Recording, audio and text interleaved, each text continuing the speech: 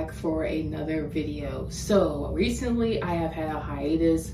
I have had a lot of things happen in my life. I'm trying to rebrand, change the channel, and the thing is one part of changing the channel is I want to be face now. But with face comes like making sure I do my makeup, making sure I pick the right outfits for the video. There's like a couple of things I have to think about, and it's different than voiceover. But one thing that was really cool that I did was go to Coachella. Coachella has been on my list for a long time in my life, probably since like the 2015, 2016 era. So that's like when I graduated high school and like the whole like Vanessa Hudgens going to Coachella.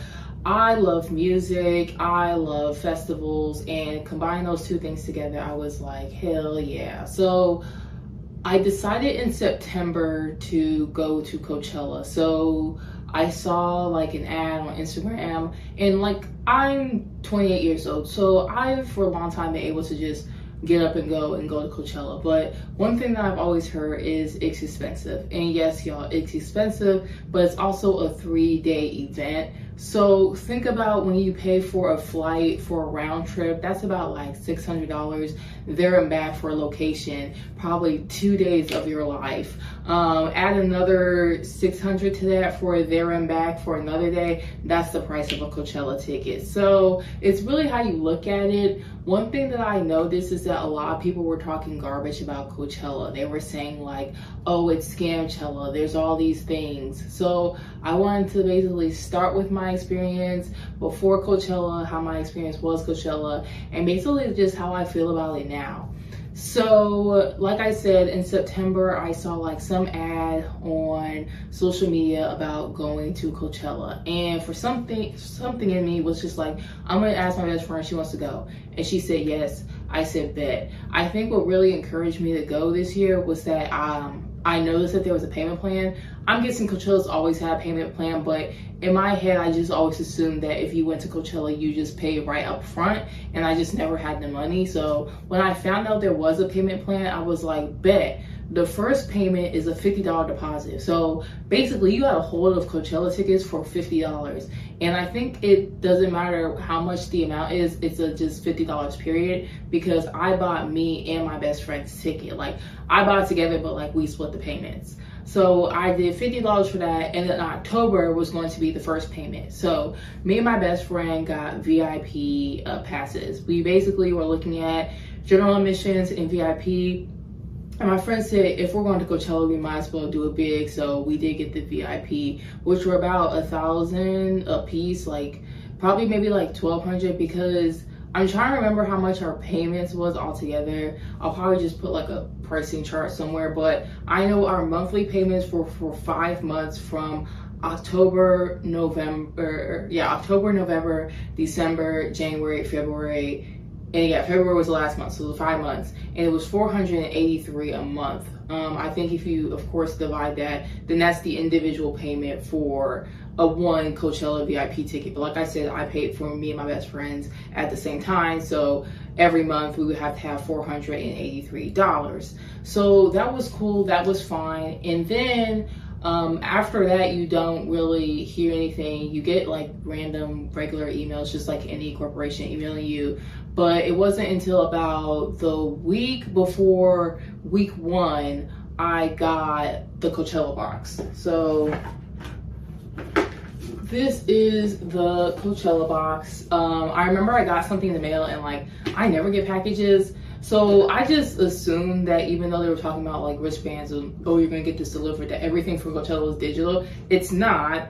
So they give you this box, and inside are going to be your wristbands. So these wristbands are so hard to get off. I had to cut mine because I literally have a job where like there's no way I'm gonna wear my like Coachella bracelet. That's embarrassing to work. And then my friend found a hack on how to get those off. But you get your wristbands, they have a password on them or like some like code on them, and then you insert the code, insert your name, and then you have your wristband registered for the rest of the time at Coachella. So like whenever you're entering Coachella, you just kind of tap your wristband, and then it gets not activated, but it lets them know like, oh, you're here, it's valid, it's good. Now I know for like the Scamchella, people were having issues with buying tickets. Like I said, I bought mine through Coachella. I did the $50 deposit, and then for 5 months they split up the amount for 5 months, and we were paying $483. So the people that got scammed, I truly feel like they got scammed. And some people said they were getting scammed but were going through the Coachella website. Like I said, I went through it. I wasn't scammed. I don't know what they're talking about, but I know that I was watching a bunch of Coachella videos before I went, and I was getting freaked out based on everyone's videos that I was going to get scammed, robbed, and all these bad things were going to happen. My health was going to decline because of all the dust. But like, I'll get into it. Like I said, the experience was amazing. So they give you a bunch of like little merchy stuff, not merch stuff, but like little souvenirs. I don't know what I'm gonna do with this. This is the instructions for the wristband. Then they give you a Coachella map. If the people that recommend having the Coachella app, get the Coachella app. People do not have it, and I'm not even good with maps. If you thought I was going to Indiana Jones this and look at the map, you are insane. Oh, this is a map. I don't know why I said it was a map. Y'all, it's like a Coachella poster. As you can tell by the Umbrella Academy poster, I love posters, but I don't think I'm going to hang this one. I may hang this part. This is the name of all the artists in the map version. Now, this is cute. I'll be honest, y'all, this is like my first time looking at everything beyond the wristband, so that's why I said it was a map, because I didn't even know what was in here. And then they have like the little, it's gonna be on YouTube thing, which was crazy because watching my friends watch Coachella through YouTube while I'm at Coachella was like insane. Yeah, but it has like all these tips and instructions, but all of this is literally on the Coachella app. So I think I deleted it because I need space on my phone. So I deleted the Coachella app, but that's that. Then they have this like little thing where you put a QR code and you put your phone. It's basically like a hologram. So that's like cute. But you remember that episode of So I Was That and Cody where I think it was London's birthday and she like sent everyone an invitation with a TV? That's what I was hoping for, and this is how close as I'm gonna get. And then we have our Coachella memory book. Now, I did not get a Coachella memory book, but what I'm going to do is sometimes insert the events and things that happened during Coachella while talking about it. Once I saw this book, I really wasn't like, oh, like I really need to bring this with me to Coachella. I'll just leave it here. So that is the Coachella box. Now we're going to get into the Coachella planning. So what me and my best friend did is we got flights there, we got a rental car, and we got a hotel an hour away. The reason why we got a hotel an hour away is because I found a closer hotel, but what ended up happening is that I realized, oh, we shouldn't get, I'm an idiot. I was like, we shouldn't get the flight the day of Coachella. I said Coachella's a whole event. We should get it the night before, and then we should get the hotel for the night after. And so then I tried to change the date with the hotel, and they weren't able to change it. So what ended up happening is that my friend booked a hotel. We got it for the 16th, so the Thursday before Coachella, and then we got it for the 20th, the Monday after Coachella, just to make sure we had a place to stay after and before Coachella. We get there Thursday is Coachella Day. Friday. So Friday, the biggest people that I wanted to see was Sabrina Carpenter, the XX, because I knew one of their songs. Because on the Coachella app, which again is very helpful, you can see a list of all the artists that are going, and then you can just kind of like add them to like your little like own like kind of playlist of like, who am I gonna see what time. And after a while, me and my best friend kind of got tired, and we were like, you know what, we can like miss a couple of these people that we want to see and just wait for Sabrina. So even though I had a Coachella app, I really just looked at the names of the artists I wanted to see. I didn't know that some of them perform like on the same stage. So the main Coachella stage before Sabrina performed, the XX performed. And I was like, oh snap, I just assumed they were playing on a different stage, but yeah, they played before Sabrina.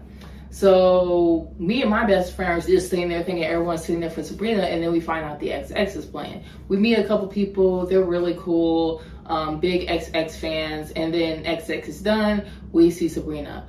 I saw Sabrina in 2024 in September, and she is a performer. I don't know how to describe to y'all that Sabrina knows how to throw on a performance. Not just get up there and shake something. Like, she knows how to put on the show. So I already knew that. My best friend never seen Sabrina live, so she was like, oh, this girl's a performer. I said yes. Then Sabrina brings out Madonna.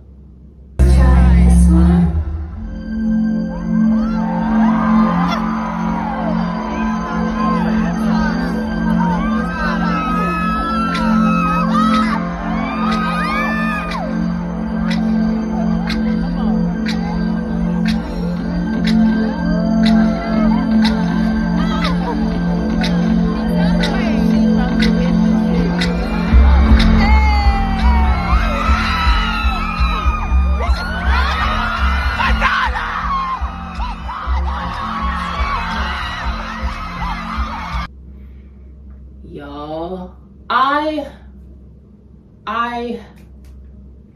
I'm at the age where most of the icons are dead. I'll never be able to see Prince, George Michael, Michael Jackson. There are a lot of people I'll never be able to see live. So when Madonna popped up, I was so excited to see an icon. I was so happy, y'all. So I saw Madonna. That was great. And then we were done for the night. Oh, parking was great day one. We ate at Coachella once during day one, and we were like, we can't continue to do this. I got a glass of wine, and that was like $20. So I do recommend that if you're going to Coachella, that like you should do all your pre-gaming before, so you only have to eat like one meal or like drink one alcohol. If you're a big spender and you want to do that, that's completely fine. But for me, I couldn't go 3 times and spend $20 on a glass of wine one time. That's $60. So it was a no for me. And then day 2 happens. We get ready. Day 2 for me is Somber. Somber is the big one. Oh my God, Justin too. But like Somber was first. So because I only wanted to see Somber and Bieber, I really wasn't like rushing. So me and my best friend are going, and we just, I don't know what happened. I don't know what was going on, but we were in traffic forever. Y'all, the traffic was so bad that like we got there and we like 3:40. We didn't get out that car till like 7:05 or 6. Like we missed most of Somber. Like we caught like a couple of the end songs. I luckily heard Back to Friends. But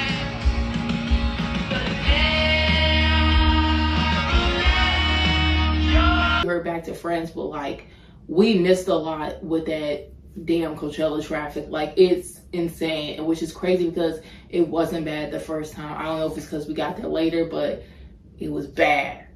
Then we cut to, we see Labyrinth. So the friends we met at the XX performance, we wanted to see Labyrinth with them. Labyrinth, who like performs all the Euphoria songs. Ooh, let me cut it out. But so I was trying to sing Forever, and I thought I was going to really eat that, and I did not. Embarrassing. So then we see Labyrinth, and we're not really feeling Labyrinth's performance because what I realized is that I'm a fake fan and I do like his Euphoria stuff, and anything outside of Euphoria, I really wasn't rocking with it, which is kind of crazy because I thought that if I liked your sound of Euphoria, I would just like it in other songs, but I really wasn't messing with it. So we left to go to the Strokes, and the Strokes were also performing at the same stage that Justin Bieber was. So great, once they're done, we don't even have to move. So once we start walking away from Labyrinth, all of a sudden I hear season 2 Euphoria music, and I'm like, I hear yeah, if I can say that again, if I can do it. I was like, don't make me mad. So now we're at the Strokes, but already when we're at the Strokes, people are already being their Justin Bieber down. So no one's letting no one pass. Like there are Strokes fans that eventually leave and it makes us move up more forward. But when I tell you, people were going to whoop each other's butts over Justin Bieber. Like so many fights like almost broke out. Like they were arguing and maybe like a little pushing, but nothing like extreme, because I didn't know that if like people start fighting the Coachella crowd, like what happens is Justin not get on stage, like what's going on. And then I also saw that like a lot of people were like speaking about like the fights like at Coachella during the Justin Bieber set. I'm like, yeah, like I was seeing that and that was insane and that was like crazy. But Justin was really cool. It's my first time seeing Justin Bieber.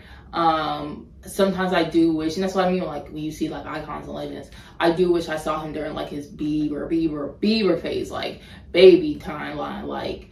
But I was like in middle school and I was like, you all like Justin Bieber, I'm not gonna like Justin Bieber. So I missed my chance, I missed my opportunity.